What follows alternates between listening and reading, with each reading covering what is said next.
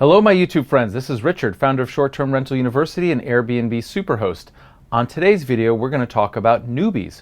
Should you accept somebody to stay in your home that has no reviews? I accept people that have no reviews in my homes all the time. Am I more comfortable with people with reviews? Absolutely. But I do my best to get very comfortable with that, and I want to share with you the steps and the processes that I go through to help you accept people with comfort that are great guests that have no reviews. So the first thing I look for is, have they been verified? Have they provided all their government ID and so on to Airbnb, and are they like willing participants in the Airbnb community? And if they have done that, that gives me a feeling of comfort. Now, it doesn't mean that they're a good fit for me and my place and my rules, but it does mean that they're a good, like, law-abiding Airbnb citizen and they're willing to share their real identity with Airbnb. If they haven't done that, that's a little sketchy, and I will often go back and say, please go ahead and do that. Now, in the interest of full disclosure, that's really rare. Most of the people that are coming to my home at my price point have already given Airbnb like all of their credentials and they've already been approved.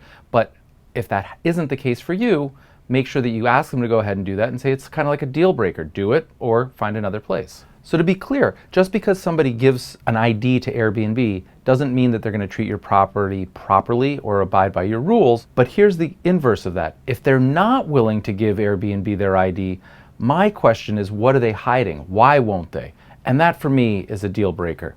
Make your own decisions, but for me, I only want people that are going to be good citizens, and it starts with transparency and trust. If I can trust you because I know who you are, that's a great start. So typically I'll receive two types of responses, and it's interesting. It's not linked from like the person who doesn't give any information then gives a very short response back, or the person that gives a lot of information gives a long response back. I haven't found any sort of rhyme or reason, because again, now we're engaging as humans, and what I find is there are people that are now forthright and forthcoming.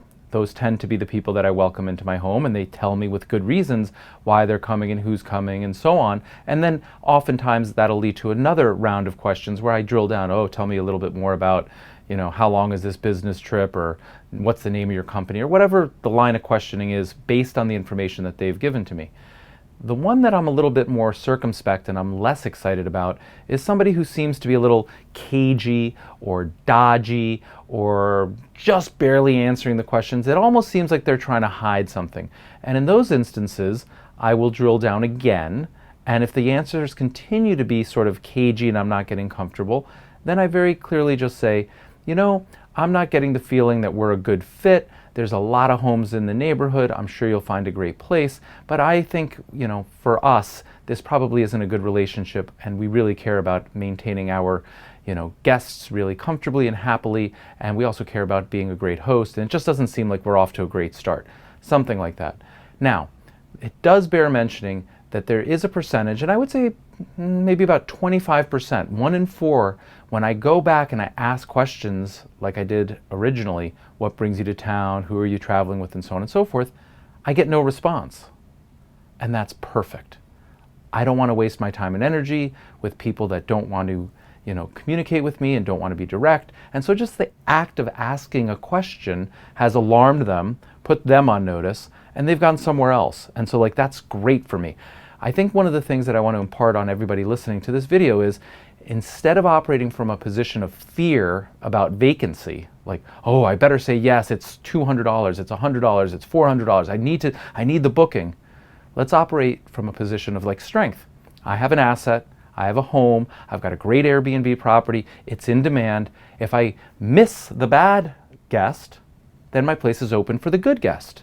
And that's literally the way I view it. In terms of the percentages of people that I accept that don't have reviews, I would say I've accepted maybe 75% of the people that don't have reviews into my homes, assuming that they've been checked and they've provided their credentials and they've answered the questions, reasonably well, and I'm comfortable with them. I would also say that 25% of them just never responded or gave very curt answers, and then they're just not a good fit. So in closing, I don't encourage anybody to hold the fact that nobody stayed at an Airbnb against them or against your business. In fact, I really encourage you to view it as an opportunity to introduce them to what a great host can do, how great Airbnb is, and then walk them through the process of being a great guest and leaving a good review. And they can embrace this, and it can be part of the way that they travel for ever, and their kids and so on. So let's not be discriminatory. Let's not hold it against them. Let's just make sure that we have a process and a methodology in place that works for your particular place, your particular concerns, and you have standards, and you view these things as an opportunity, and you don't fear missing out on the revenue and the income, and instead you say, you know what, there'll be somebody else, somebody better. So that's the way that I view no reviews. I encourage you to do similar, and until we meet again, I wish you happy hosting. Also, do me a favor, please. Please subscribe to the channel and comment below with what you do. I appreciate it very much. Thanks.